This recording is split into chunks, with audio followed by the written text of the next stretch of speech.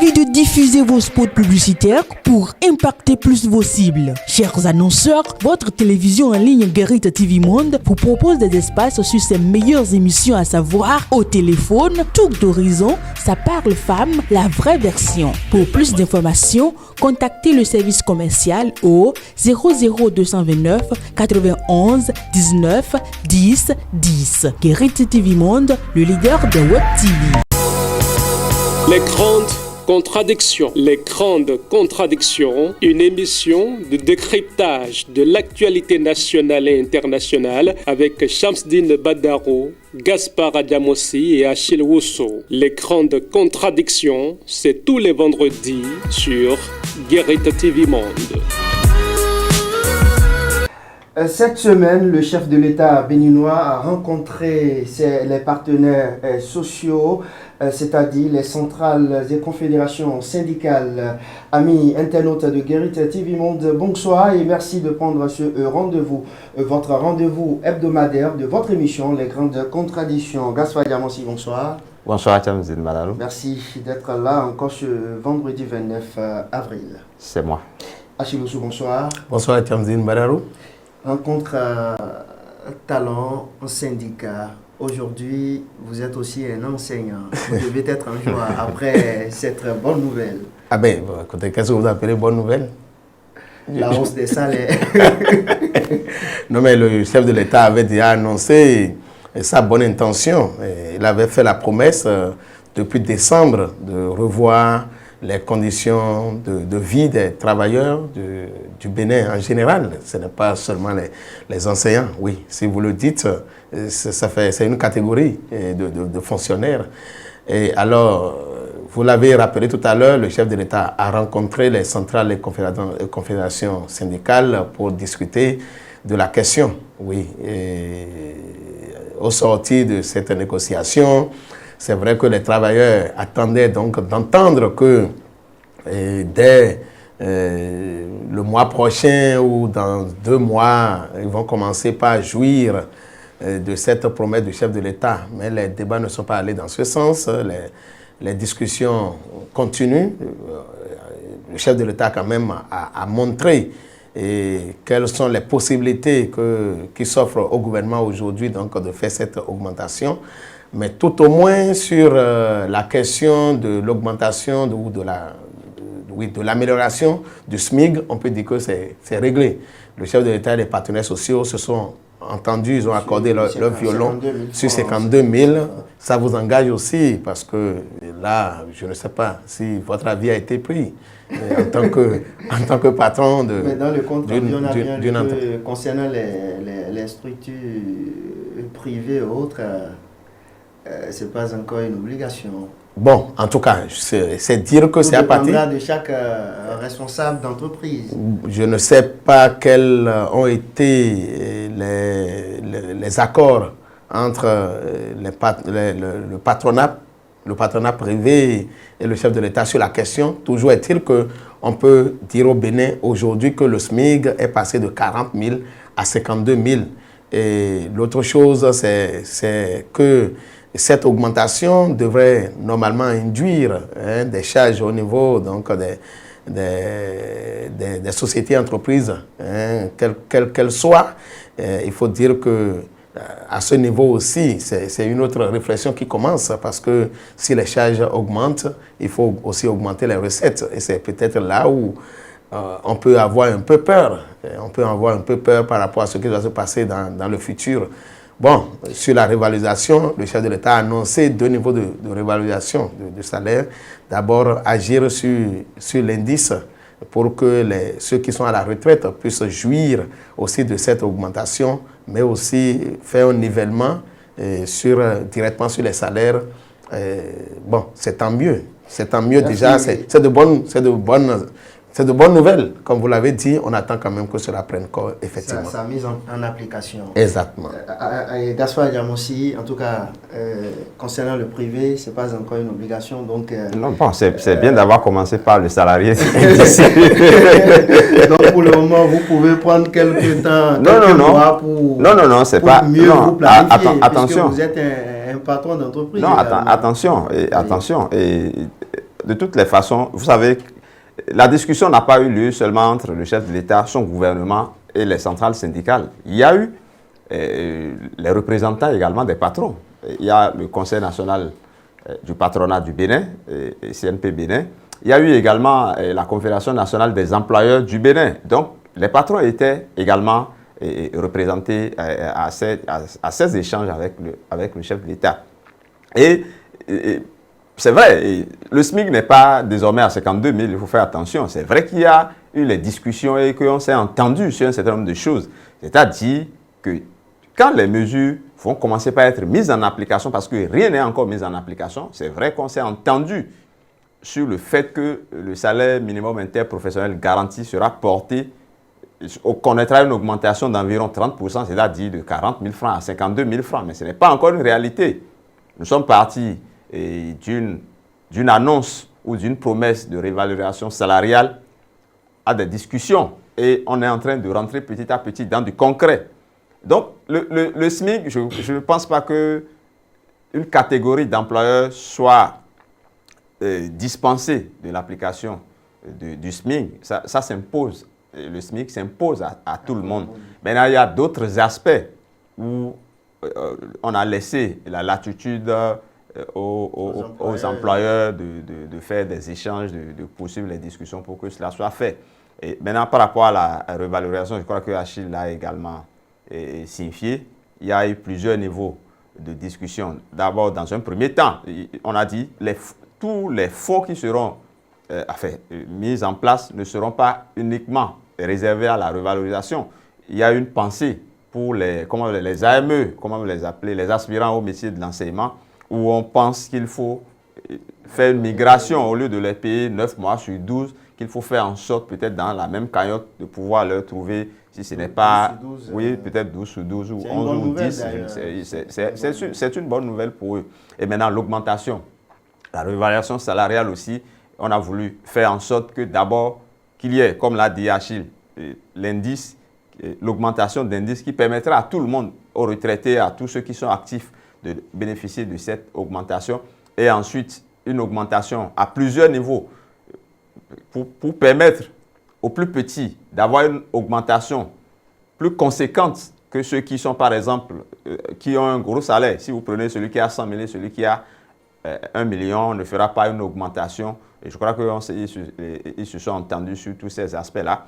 Malheureusement, ce ne serait pas mis en application immédiatement parce qu'on a fait observer que la situation actuelle au plan international ne permet pas justement une pareille augmentation. Mais néanmoins, une échéance a été retenue, c'est la date du fin, je crois, novembre 2022. Oui, novembre 2022, et à condition que la situation ne s'aggrave pas, donc on n'a qu'à croiser les doigts et prier. Ce qui est important, c'est que la volonté du chef de l'État, enfin, l'annonce est en train de rentrer dans du concret puisque les discussions ont eu lieu.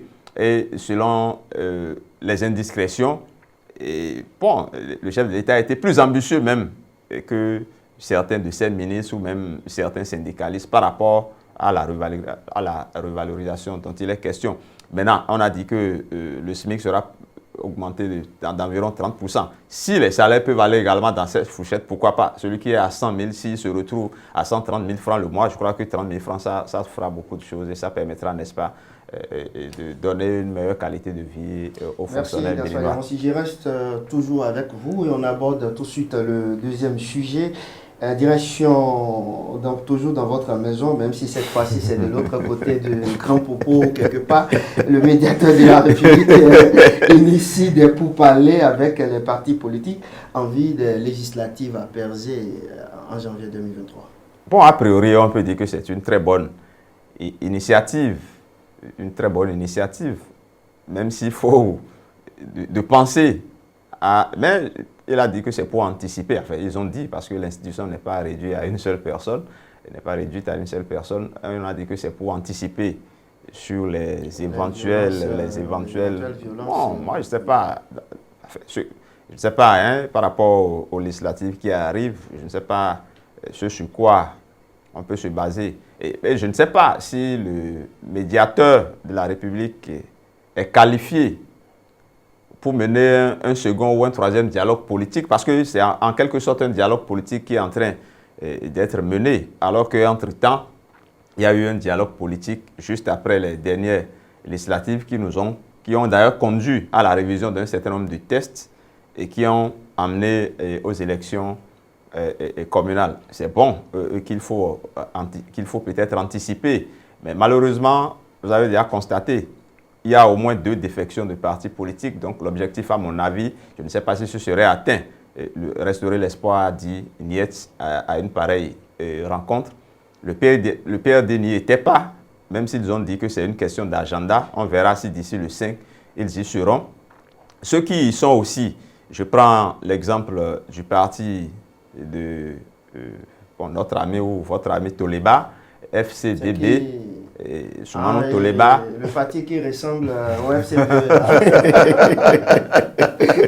Quelle comparaison. Ce parti, il aime toujours beaucoup. Il ne s'est pas trop cassé la tête. Soit dit en passant, c'est un parti de l'opposition. Opposition modérée. Donc, par exemple, de nous tous, ce parti a allié une vingtaine de doléances. Et après ce parti, il y a aussi le MLP, Mouvement de Libération Populaire, qui a aussi aligné des chapelets de doléances et de revendications. Vous imaginez si la vingtaine de partis politiques conviés à cette rencontre-là devaient aligner autant de préoccupations. J'espère que le médiateur aura du boulot et qu'il pourra essayer de démêler les chevaux et pouvoir obtenir ce qu'il veut obtenir. Et j'espère aussi qu'il a reçu mandat du chef de l'État pour mener un pareil dialogue et que, bon, j'imagine qu'il y a plus à faire qu'à se lancer dans une pareille initiative, parce que je n'ai pas souvenance, ou bien je ne sais pas si le médiateur a assez de poids ou assez de force, parce que même s'il mène ce dialogue politique et qu'il y a des conclusions, ces conclusions-là seront forcément reversées à qui de droit. Et à qui de droit, c'est le chef de l'État qui a le dernier mot. Peut-être qu'il a été missionné par le chef de l'État, je n'en sais rien, mais je pense qu'il a du pain sur la planche. En principe, il n'avait qu'à s'occuper des problèmes entre les administrés et l'État et les différentes structures décentralisées. On va y revenir, Gaspard Diamossi, par rapport à cet aspect. Achille Oussou, pourquoi vous riez? Le bloc de votre parti le bloc républicain était également au rendez-vous, je crois bien. Non, mais j'aime tous les partis du Bénin. J'aime tous les partis du Bénin. Vous êtes un militant du bloc du cheval blanc cabré. Ah bon, c'est vous qui le dites. Et puis c'est vous qui le dites. Comment vous voyez cette initiative du médiateur de la République? Oui, bon. Qui est aussi du même parti, soit dit en passant. Ah oui, du même parti, du bloc je me demande comment ça va se passer. Quand il va recevoir. Donc ça veut dire que les anciens copains se sont retrouvés. Ça veut dire que tous les partis pouvaient refuser d'aller, mais le bloc républicain devait être présent. C'est normal. Ah bon, d'accord. En tout cas, c'est toujours bien de dialoguer. C'est toujours bien de discuter. On trouve toujours des solutions aux problèmes, encore qu'il faut qu'il y ait problème. Donc je ne sais pas autour de quoi le médiateur de la République a voulu réunir les partis politiques ou les responsables de partis politiques. Je ne sais pas. Je me posais depuis la question et j'ai comme l'impression, en tout cas après mes analyses, que c'est à croire que à la médiation de la République, on n'a pas trouvé à faire et on voulait donc trouver quelque chose pour tout au moins occuper ce temps-là qui semble être un temps de repos.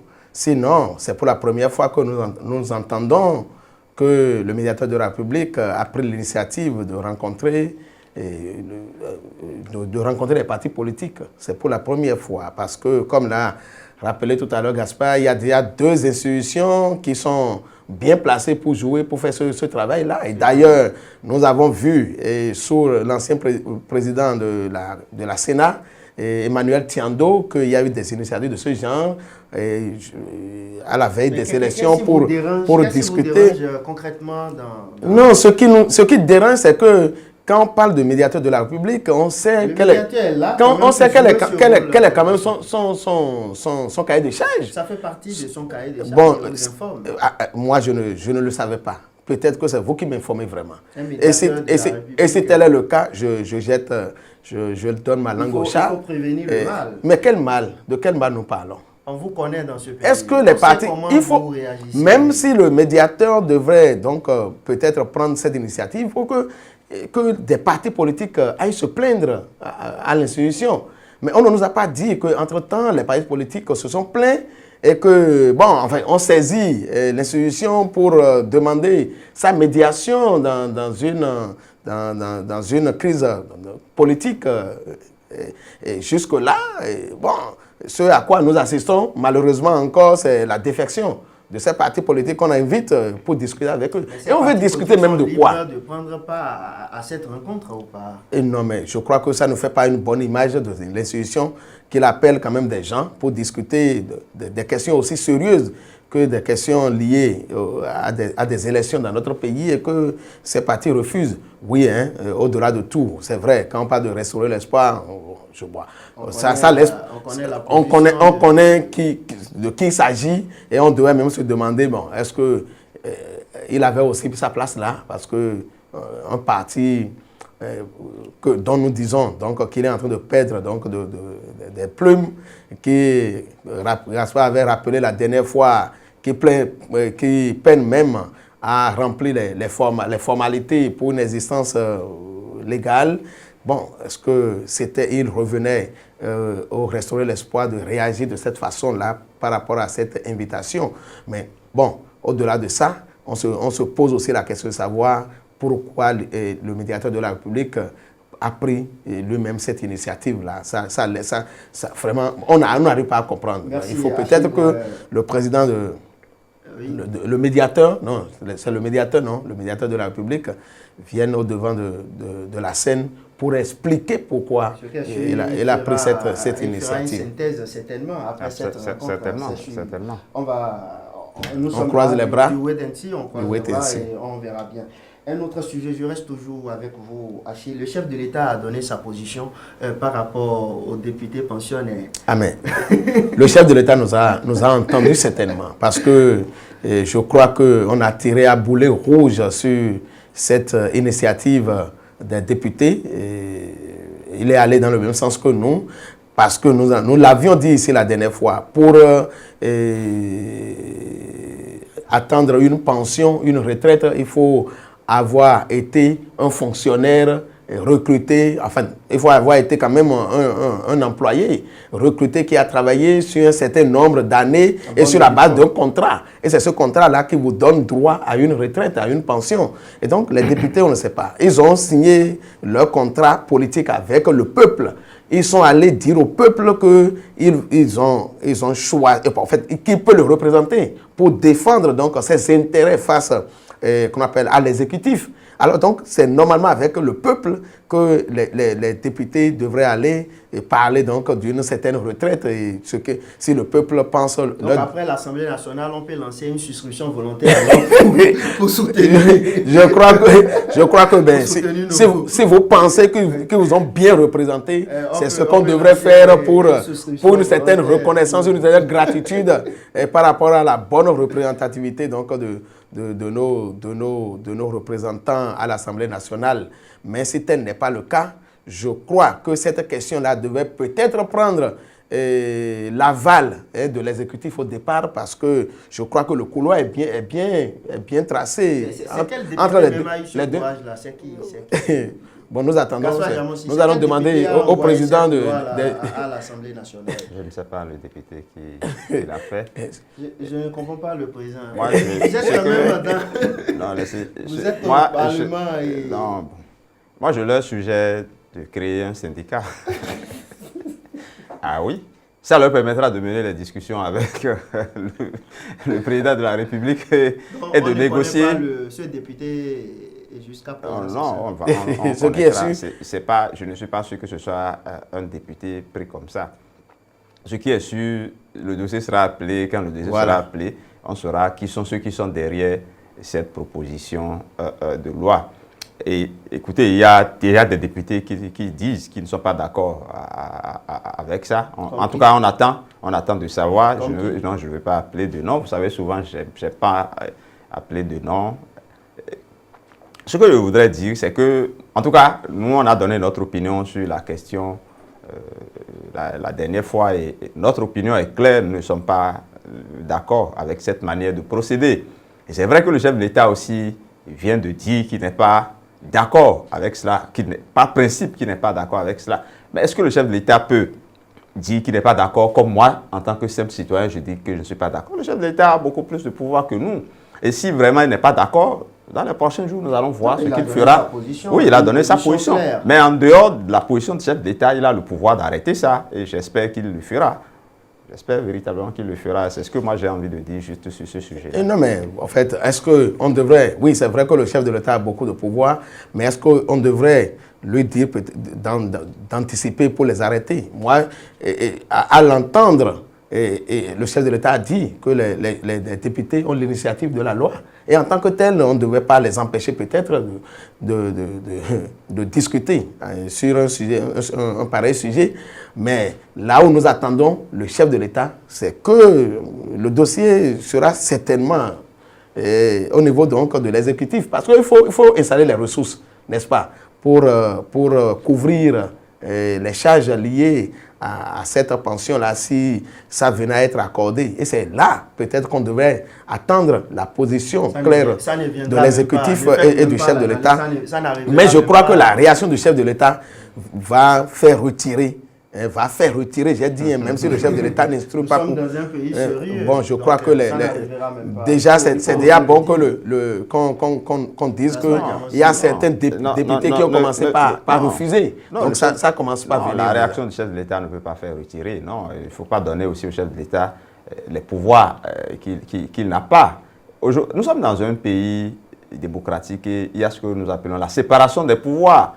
C'est dans les prérogatives des députés de prendre également l'initiative des lois. C'est ce qu'ils ont fait. Oui, c'est vrai que déjà sa position. Oui, ça veut dire que le cheminement va se poursuivre.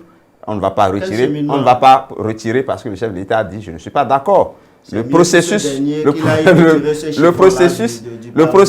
va se poursuivre et le chef de l'État a des mécanismes politiques peut-être de faire arrêter ou d'empêcher ou de faire voter contre. Mais le chef de l'État, non pas parce qu'il a dit que ça sera retiré. Donc il y a un processus, j'imagine que le processus ira. Mais le fait que le chef de l'État dise publiquement, par principe, je ne suis pas d'accord avec ça, je pense que ça doit faire réfléchir certains députés, notamment les initiateurs, et ils sauront comment. D'ailleurs, ce n'est pas seulement le chef de l'État. Le chef de l'État allait dans le même sens que le peuple, parce que la majorité des populations disent niette à une pareille initiative. Et le peuple observe un autre sujet. Bio-Adam Taïrou du groupe Bénin Agri-Tropique a été distingué cette semaine ou la semaine dernière, Gaspard Djamoussi. Oui, moi je m'attendais à ce ce jeune-là reçoive beaucoup de lauriers par rapport à ce qu'il fait, par rapport aux initiatives qu'il prend. Et je crois que je l'ai déjà dit dans une chronique, j'ai déjà dit que ce jeune-là doit avoir les reconnaissances de la République. Et déjà, si par rapport à ce qu'il fait, si ce n'est pas encore la République, si ce n'est pas encore des institutions officielles de la République qui reconnaissent déjà ce qu'il fait, c'est déjà heureux que dans la République, qu'il y ait des structures qui reconnaissent déjà l'utilité de ce qu'il fait et qui essaient de l'encourager à poursuivre ou à faire davantage ce qu'il fait déjà si bien. Je dis donc que c'est vrai qu'il y a certains qui reçoivent des distinctions et quand vous apprenez, ça vous fait pouffer de rire, ça. Mais dans le cas d'espèce... Ce qui dérange, vous ne donnez jamais des Non, vous en connaissez. Je n'ai pas besoin, et ceux qui nous suivent en connaissent. Et au moins dans le cas d'espèce, je crois que Bio-Adam Taïrou et sa structure méritent véritablement cette distinction. Et je crois que ça vient un peu comme pour les booster à faire davantage ce qu'ils faisaient déjà si bien. Et je crois que ça va être un coup d'élan, un coup d'accélérateur à tout ce qui se fait. Et ça va permettre également à ceux qui ne connaissent pas déjà ce qu'il fait d'en savoir davantage. Et s'il y a un appui à lui apporter, que ça permette également que ces appuis-là puissent lui être apportés pour qu'il fasse davantage ce qu'il fait. Parce que c'est dans un domaine qui nous nourrit. C'est d'abord dans le domaine de l'agriculture. On dit souvent que c'est l'agriculture la terre ne ment pas, que le Bénin est un pays agricole et que c'est l'agriculture qui nous nourrit. Donc, il faut encourager ces genres d'initiatives. Donc, le domaine dans lequel c'est un domaine très important, c'est un domaine que le chef de l'État aussi aime, le coton, le maïs. Aujourd'hui, on parle de cherté de la vie et malheureusement, les produits que nous-mêmes nous cultivons sont chers. Donc, ces initiatives-là doivent, n'est-ce pas, aider davantage à aller vers l'agriculture. Et des initiatives de ceux qui s'investissent davantage dans ce domaine-là doivent être encouragées. Je suis vraiment content qu'il ait reçu ce lauréat-là et j'espère que ce n'est pas le premier ni le dernier qu'il recevra. Achille Osso, un jeune ambitieux. Oui, mais un jeune ambitieux, non pas pour lui-même, hein, mais un jeune ambitieux pour son pays. Et pour 2 ou 3 choses. Je ne sais pas quelles sont les raisons qui ont amené donc, ceux qui l'ont distingué à le faire. Voilà. Mais je crois quand même que dans une émission ici, on a parlé de l'initiative de ce jeune Bio-Adam Taïrou parce que, voilà un jeune qui s'investit à faire reculer le chômage, à donner de l'emploi aux jeunes. Et non seulement ça, à encourager et à soutenir comment vous les appelez, les génératrices de revenus agricoles. Les activités génératrices de revenus. Donc, a fait la promotion du genre. Et donc, lorsque vous réunissez tout ça là, et ce n'est pas, je voudrais ajouter encore une dernière chose, c'est que un pays comme le Bénin, qui ne devrait fonder son développement que sur l'agriculture, voilà un jeune qui montre le chemin. Et donc, par rapport à tous ces aspects, voilà, on pouvait dire, sans se tromper, que voilà des jeunes dont il faut reconnaître les efforts. Et je crois que cette ONG-là qui l'a distingué a bien fait de l'identifier. Et donc, je crois aussi qu'on devrait inviter l'État à l'accompagner dans ce qu'il fait et pour que les initiatives du genre puissent être imitées par d'autres jeunes et que au finish, nous arrivons à atteindre ensemble notre rêve de faire du Bénin qu'on appelle un havre, un pays agricole et un pays où il fait bon vivre pour chacun.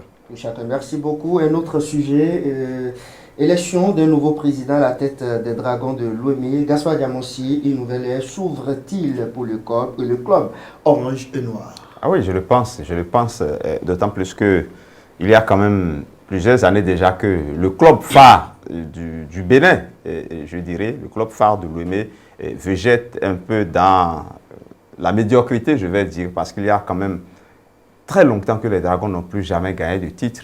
Et malheureusement, même si on vous dit que les Dragons descendent en 2e division bientôt, il ne faut pas le nier, parce que apparemment ça ne va pas. Mais donc pour dynamiser, pour redynamiser le club, je crois qu'il y a eu un certain nombre de supporters qui s'étaient levés, qui avaient un peu de grief contre l'équipe qui était là. Fort heureusement, un terrain d'entente a été trouvé avec la complicité, la maestria du maire de la ville de Porto-Novo. Et au lieu d'avoir 2 AG parallèles, il y a une seule assemblée générale de consensus qui a été organisée. Et fort heureusement, le jeune Jude Hueto-Yanko a été porté à la tête de l'équipe. C'est un jeune que tout le monde connaît, il est dynamique, il est sociable, je pense qu'il est bon pour le job. Et comme vous l'avez dit, nous rêvons que c'est une nouvelle ère qui s'ouvre pour le club orange et noir, qui est très cher aux Porto-Noviens, qui est très cher à la capitale du Bénin, un club qui est très cher au Bénin, puisque c'est le seul club qui nous a porté loin dans les compétitions sur le plan continental. On n'oubliera pas cette demi-finale historique où nous avons perdu parce qu'il y a eu quelque part quelques fautes et quelques erreurs ou même d'arbitrage ou même que quelqu'un aurait vendu le match, je ne reviendrai pas sur l'histoire.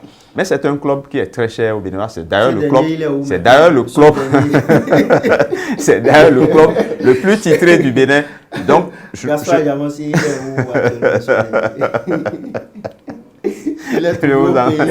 vous en prie. Et donc, merci beaucoup. Nous souhaitons bon vent au nouveau président. Et comme nous le connaissons, nous sommes sûrs que ça ira de l'avant. Le nouveau président Achille Osso, est-ce que Gide sera véritablement à la hauteur de cette équipe? Je ne vous cacherai pas mon intention. Moi, j'ai peur pour lui. J'ai peur parce qu'on a applaudi l'arrivée d'un certain Deschacus à la tête des Dragons. Bon, oui, c'est une façon de parler. Oui, non, ce n'est pas pour le diminuer. Au contraire, ce n'est pas pour le diminuer, au contraire, parce que quand monsieur Deschacus venait à la tête de... Le PDG Deschacus, le président ou ancien président... Excusez, merci. Voilà. Merci, tout ça. Quand il venait à la tête... excellence. Oui, oui, non, mais je lui dresse aussi les mêmes lauriers. Hein. Quand il venait à la tête des Dragons de Lomé, tout le monde était content. Tout le monde a applaudi. Tout le monde a applaudi. On a senti que c'est une bouffée d'oxygène. Mais on ne sait pas ce qui s'est passé. Et c'est pourquoi moi j'ai peur pour le nouveau président. J'ai peur parce que j'ai comme l'impression qu'il y a des brebis galeuses qui sont habitent en nombre et qui empêchent les gens de véritablement travailler à donner à l'équipe cette référence en matière de football dans notre pays, à lui donner qu'on appelle tout ce qu'il faut pour renaître et pour retrouver ses gloires d'antan. J'ai vraiment peur. J'ai peur parce que le nouveau président dont on parle, M. Jude Yankou, est très jeune. Il ne faudrait pas qu'on le décourage dans ses élans, ses initiatives pour le développement de la ville de Porto-Novo. De l'encourager. Non, mais moi je crois quand même, d'abord qu'il faut travailler. C'est un monsieur qui maîtrise le milieu d'ailleurs. Qu'il faut travailler à mettre hors d'état de nuire tout ce qui empêche les présidents, ceux qui ont des ambitions pour l'équipe, ceux qui ont des ambitions pour la ville, ceux qui les empêchent de véritablement travailler. Je crois qu'il faut les mettre d'abord hors d'état de nuire. Il faut faire l'état des lieux. Il faut vraiment faire l'état des lieux. Il ne s'agit pas d'envoyer quelqu'un à la tête donc de l'équipe, en fait, à la tête de la fédération, qu'est-ce qu'il raconte? Des Dragons de Lomé, pour dire que c'est fini, les Dragons retrouvés, en fait, qu'on peut espérer de beaux jours pour les Dragons. Même l'investissement du maire de la ville de Porto-Novo, je crains. Je crains parce que il ne faudrait pas qu'il se décourage très tôt, qu'il abandonne aussi l'équipe comme l'ont fait ceux qui les ont précédés à la tête donc de... D'abord, c'est une équipe, ce n'est pas seulement quelqu'un qu'on a mis là, et comme l'a dit Achille, c'est une équipe. Et une équipe, c'est fait pour travailler ensemble. Et le président, il n'est pas venu là ex nihilo. Je vous assure qu'il est bien encadré, qu'il est bien assis. C'est d'ailleurs quelqu'un qui est dans les couloirs du football aussi bien au plan national qu'au plan international. Donc, il est bien encadré, il est bien assis. Et moi, j'ai foi j'ai foi qu'il fera quelque chose de bon. Gaspard Diamossi, pour terminer le dernier sujet à présent, on va parler de nouvelles attaques terroristes sanglantes dans le nord du Bénin. Vraiment, c'est un sujet qui me fend le cœur. Ça me fend le cœur d'autant plus que presque chaque semaine, des Béninois tombent dans le nord du Bénin. On vous dit que 5 soldats sont décédés, 2 sont... il y a des mines par ici, il y a attaques par là. Et je crois avoir lu en gros titre d'un journal il n'y a pas longtemps que la grande riposte est déjà là. Et malheureusement, nous attendons encore cette grande riposte-là. Je ne sais pas si les terroristes sont plus équipés que nous. Bon, il y a eu un conseil des ministres qui nous a annoncé qu'on va acheter du matériel de pointe et qu'on va faire des recrutements, qu'on va former le personnel. Et que, bon, mais j'ai l'impression que pour l'instant, les terroristes, ils nous donnent du fil à retordre. Et je n'ai pas encore souvenance d'un fait d'armes de nos hommes en uniforme pour nous montrer que vraiment on a mis quelque part en déroute ces terroristes-là. Et moi, ça m'inquiète parce que ces gens-là, s'ils s'établissent durablement sur notre territoire, c'est un danger. J'ai l'impression qu'ils sont en train de grignoter petit à petit des parties de notre territoire. Et si on se rend compte des méfaits que ces mêmes terroristes-là ont fait au Nigeria, au Burkina, au Mali, au Niger, un peu partout, je crois qu'il y a des raisons de se craindre. Et il faut véritablement que nous réagissons avec la plus grande fermeté pour les sorties de notre territoire. Achille Osso, des nouvelles attaques. Oui, et la lutte contre le terrorisme n'est pas un dossier aussi facile. Vous voyez, il y a des pays qui ont connu ces difficultés-là avant nous et qui, jusque-là, malgré tout ce qu'ils font, n'arrivent pas à s'en sortir. Et Gaspard a cité tout à l'heure le Nigeria. Nous avons encore en esprit les déboires des différents présidents du Burkina Faso. Au Niger, c'est pareil.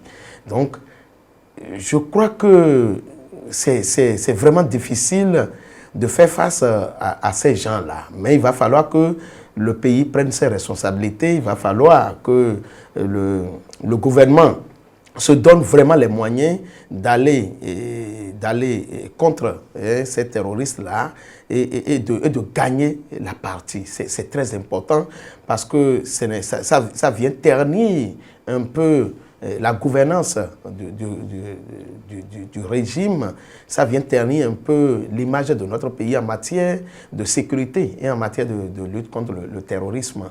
Bon, écoutez, il faut aussi quand même que les pays s'unissent et fassent front ensemble contre le mal. Parce que j'ai comme l'impression qu'un seul pays ne peut pas arriver vraiment à bout de ces terroristes-là. Mais il faut travailler de concert. Il faut s'aider à les repousser. Parce qu'en les repoussant du Bénin, on les repousse vers un autre pays. Et donc, c'est dit s'ils ne sont plus au Bénin, ils sont ailleurs. Et s'ils ne sont plus ailleurs, ils sont au Bénin ou ils sont quelque part d'autre. Donc, je crois que c'est un travail d'ensemble que on devait inviter les pays à faire pour que vraiment on arrive à bout de ce phénomène-là. C'est terminé pour ce vendredi 29 avril 2022. Achille Osso, votre conclusion très rapidement. Et nous remercions tous ceux qui nous suivent et nous disons bonne fin de carême, pourquoi pas, à nos amis, à nos frères musulmans. Nous souhaitons également bonne suite à l'équipe de Kéri TV Monde. Gaspard Diamossi, on va remercier à présent ceux qui font l'actualité. Je ne le dirai pas tout le temps, vous l'avez déjà dit à ma place. Merci à ceux qui nous ont suivis. Rendez-vous vendredi prochain. Vous venez d'oublier quelque chose. Vous avez déjà dit ça à ma place. Voilà, merci donc à ceux qui font l'actualité chaque vendredi. Mais vous remplacez à pied levé. C'est le chef de l'État, c'est le médiateur de la République. Voilà. Bon, je ne maîtrise pas trop la formule. Voilà, c'est définitivement terminé, mesdames et messieurs, chers internautes de Guérit TV Monde. C'est une émission dans une ambiance. On travaille dans l'ambiance et l'ambiance dans le travail. En tout cas, moi-même, je ne comprends plus. Merci à Alphonse Boton, Patrice Ayoronton, je l'appelle souvent Roméo, voilà, Kabiro Diadi et à la coordination générale, c'était Evelyne Dossou. Mesdames et messieurs, merci à vous et à vendredi prochain, si Dieu le veut.